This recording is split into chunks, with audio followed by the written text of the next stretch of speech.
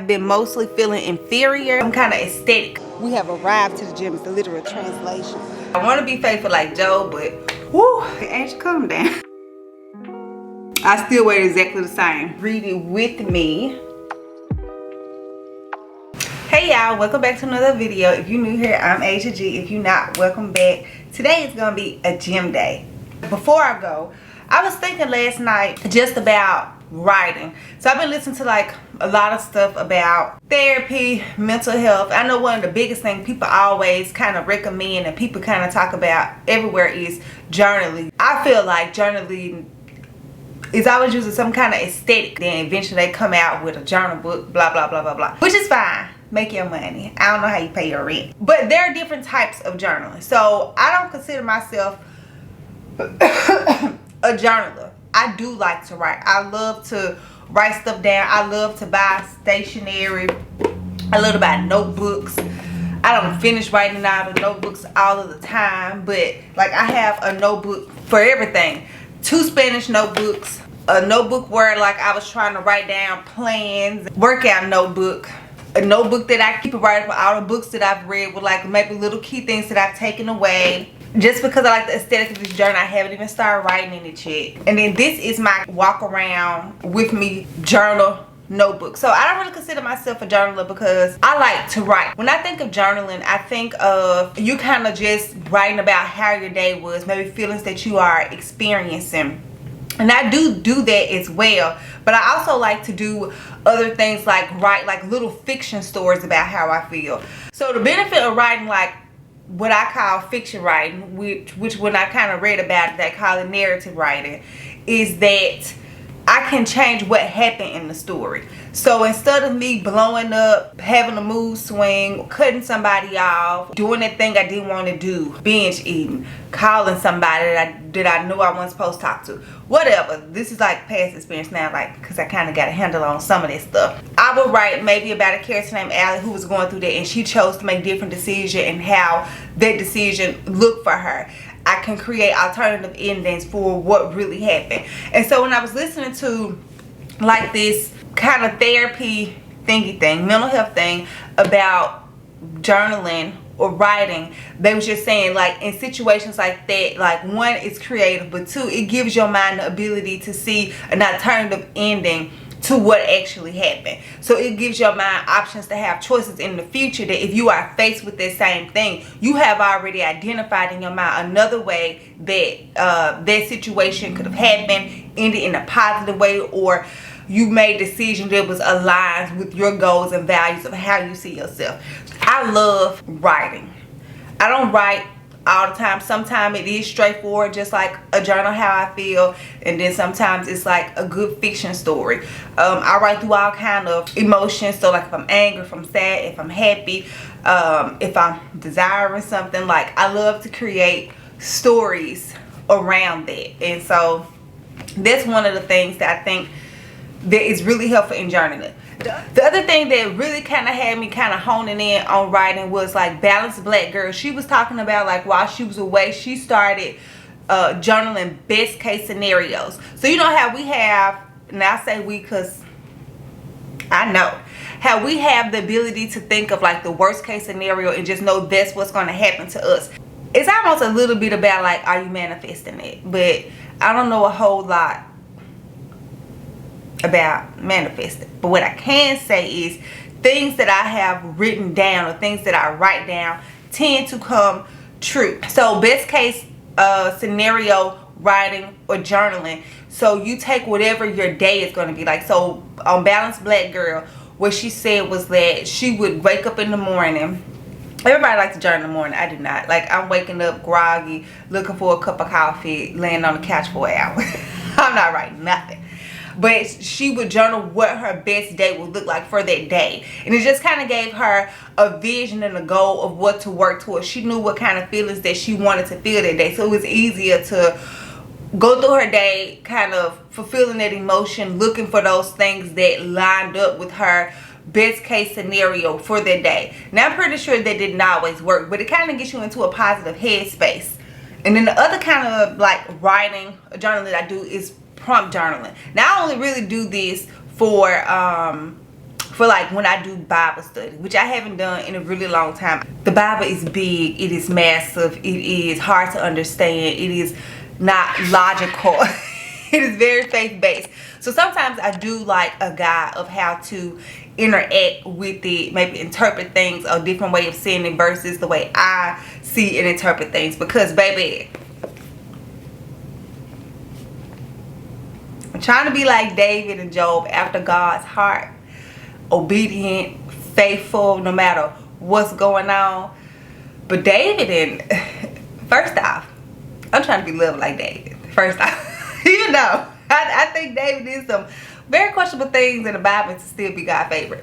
That's not the point. That's supposed to create hope for us.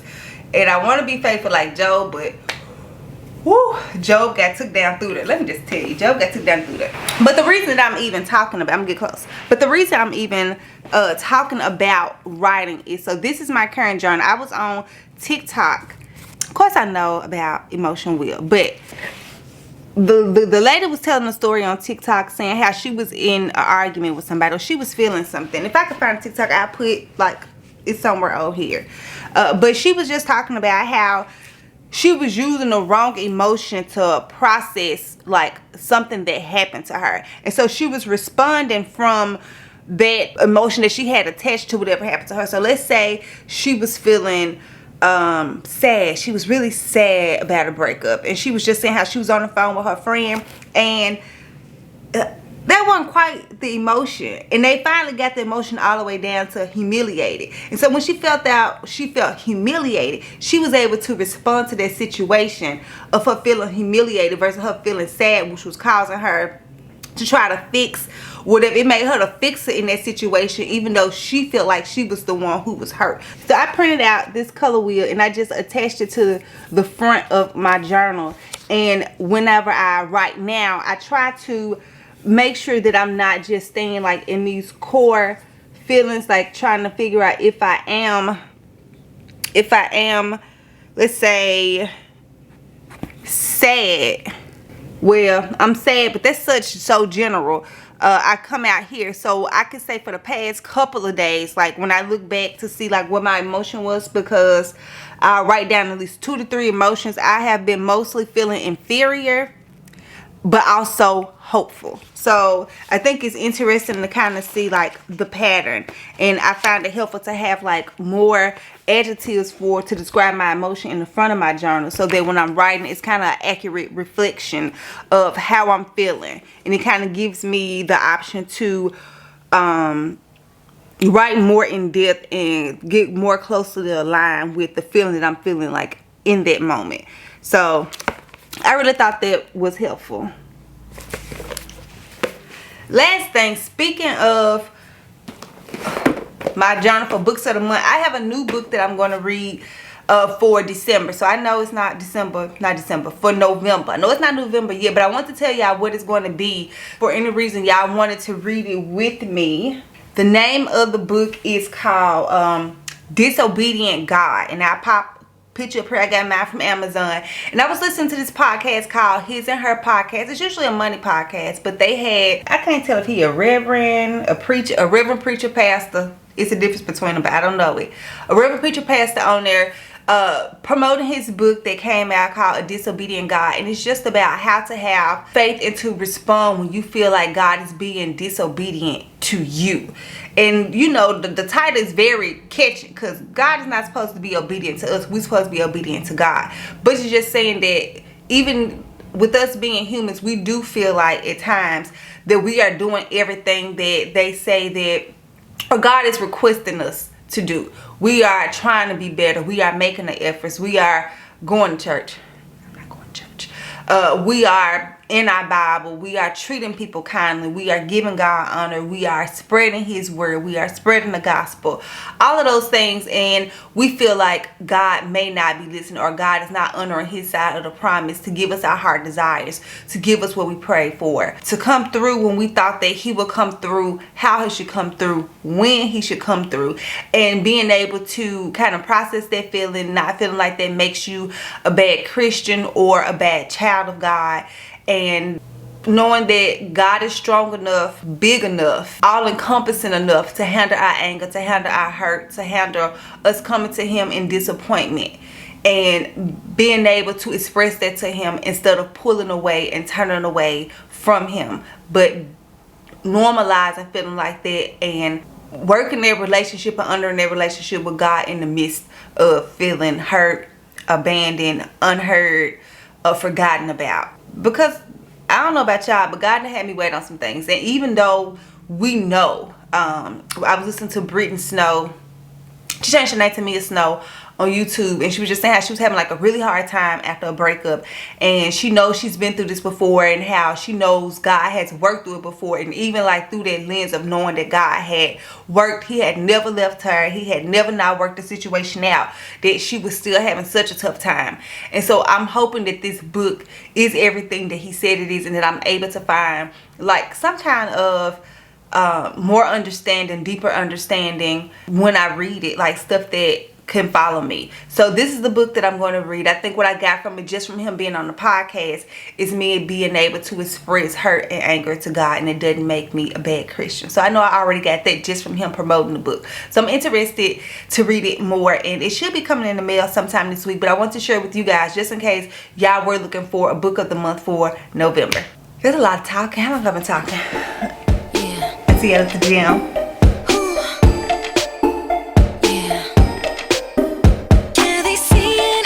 Llegamos al gimnasio.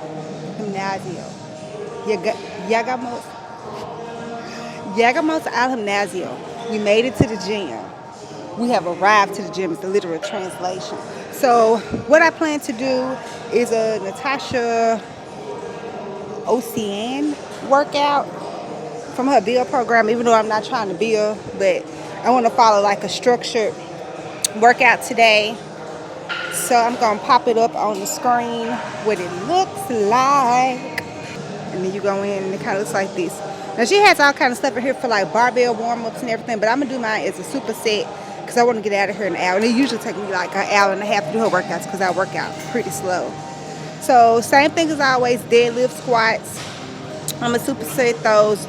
Barbell cleans. I'm not sure how this going to work out because this shoulder has been hurting. Like when I do this range of motion, like I feel it all in here, and I'm not sure if it's because I'm sleeping like that or if I like injured it somehow. It could just be old age and the way I'm sleeping. Then we got snatches. I'll do a lightweight on that one. I'm gonna change out those pull-ups, I think, to pull downs, and I'm gonna focus on trying to do like a deeper squat, because when I look back at like a lot of my squat videos, I don't really go deep. Like my range of motion isn't that wet. It's probably because I haven't been warming up and stretching like before I squat. So we're gonna warm up and stretch, and then we'll squat and superset that with the deadlift. Every time the magic makes the one lose their mind. They wanna touch it, but it's not time. You see my halo shining, baby, I'm defined. Don't pass go.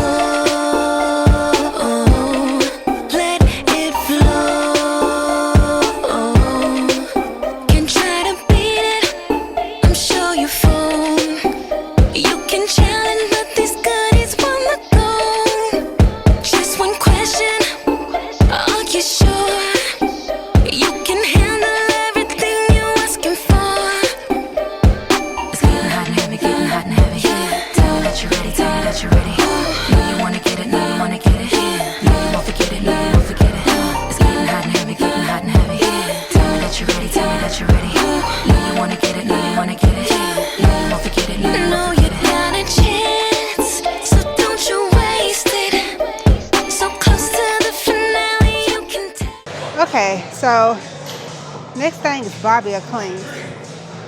This is a new movement for me.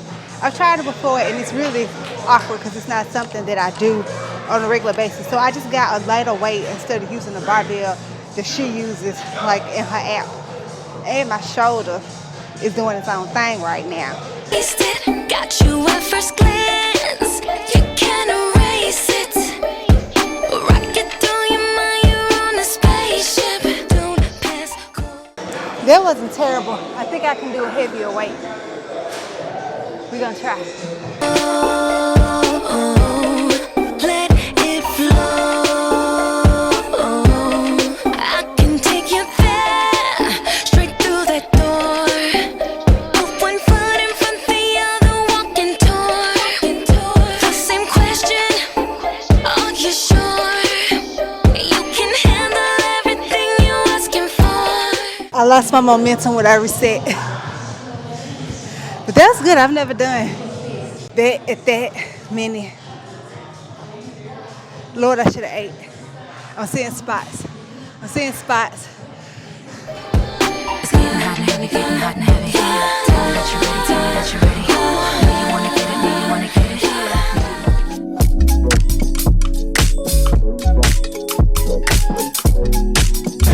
I can read your mind, babe. I know what you're thinking.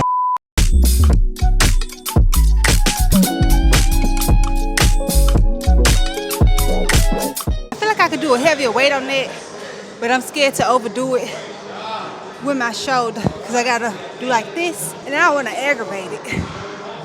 But I also feel like I could go heavier. Let's try heavier. Swipe left, swipe right. Swipe left, swipe right. He left your side. Might make you mine if you're down for that.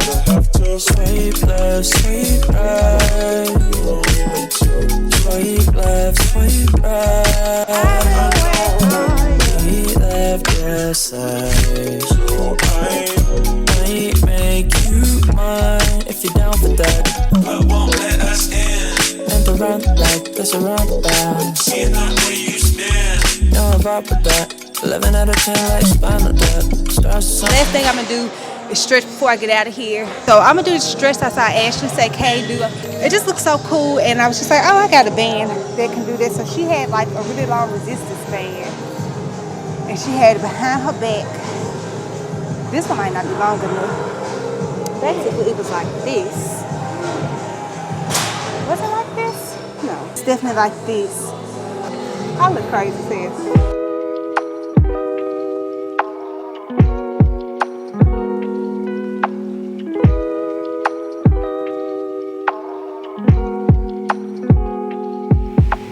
The thing about fasting before you go to the gym is when you get in there and you get into like a really good workout and you start adding on the weight, you could get lightheaded. It was a really good workout. I loved it. But let me tell you, when I was doing those cleans, that barbell cleans, I was seeing like little spots. I said, Ash, calm down. You ain't ate nothing today, nothing. I barely drank all of my coffee. So for my post-workout meal, I have 200 grams of egg whites, a piece of Hawaiian bread, toasted with some pineapple pepper jelly, and like 5 grams of goat cheese on top of it. If y'all never had like toast with like a jelly or a jam with like either some blue cheese or some goat cheese on it, y'all missing out. I know it sounds odd, but it is really good. It's like savory and sweet. And I also thought I was gonna have a chance to go to the grocery store, but I was in that gym much longer than what I thought, because I didn't show it on camera, but I did 30 minutes of cardio before I even started lifting, because that was my new thing, because I am trying to lose like 5 to 6 pounds. I still weigh exactly the same. Still weigh exactly the same. But I think the reason why I'm still weighing this, I know the reason. I know, not I think.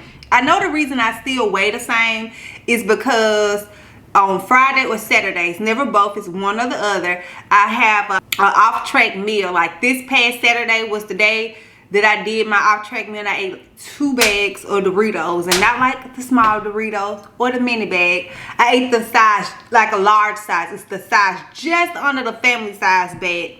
Those bolsters. I ate 2 bags of those. It was good. This Saturday, no, this coming weekend, today's Tuesday, so this coming weekend, my off-track day is gonna be Friday, and I can't decide if I want to make like this. It requires some cooking, but it's like 2 pieces of toasted bread, and then it has like 3 different kind of cheeses on it, and then it has macerated berries and honey. I think that's gonna be my one on-track meal, and I'm gonna eat it on Friday because I picked up an overtime shift Saturday, so it'll be easy like just to eat a track day on Saturday. So I think my off day is gonna be Friday, and I'm gonna try that. And where did I get it from? Instagram. I didn't learn my lesson. When I tell you it looks so good, and I know that cheese, fruits, bread, they go together, so I'm anticipating that's gonna taste really good. So that's my option. And the other option, it's like Memphis has this popcorn place out in Cordova, and they have like this ranch popcorn. That's my other option to eat off track, is to have that. And so what I'm trying to do is not have a free for all day, like have a one on track meal but still fast. So still not eat to 12, still not eat after 10, and just have one on track meal or snack. That hadn't really worked. I'm thinking that maybe on that day I also need to set a calorie goal. So maybe instead of 1,500 calories, which is what I've been shooting for, on the day where it's kind of I have like a different snack that's higher calorie, is to give myself more calories where it still tracks. So maybe instead of 1,500 calories, I add an extra 500 to 600 calories, so that it's not like me eating 1,000 calories over, which is what I did this past Saturday.